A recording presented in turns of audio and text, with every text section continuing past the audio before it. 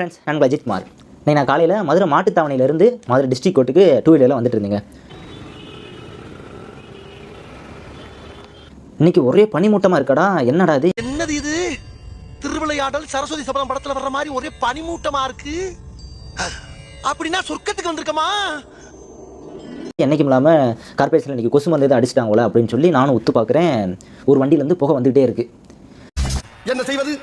ஏற்கனவே வந்திருக்கும் சிக்கன் குனியாவையும் இனி வரவிருக்கும் மட்டன் குனியாவையும் ஒழிப்பதற்காக என் கை காசுகளை போட்டு இந்த விஷ கொசுக்களை இங்கே நான் ஒழித்துக் கொண்டு வருகிறேன். அந்த கண்குள்ளா காட்சிகளை எல்லோரும் இங்கே கண்டுகளியுங்கள். என்னடா அது இவ்வளோ ஒரே புகை வரளவுக்கு என்ன வண்டி அப்படின்னு ஒத்து பார்த்தா அது கவர்மெண்டுடைய பஸ்ஸு TN 58N2388 அப்படின்ற ஒரு எண்ணு கொண்ட அந்த பேருந்து அதிகமாக புகை விட்டுட்டே இருக்குது. அதை ஜனங்களே, இங்கே அடிக்கின்ற கொசு மருந்துக்கும் எனக்கும் எந்த விதமான சம்பந்தமும் இல்லை என்பதை தெரிவித்துக் கொள்கிறேன்.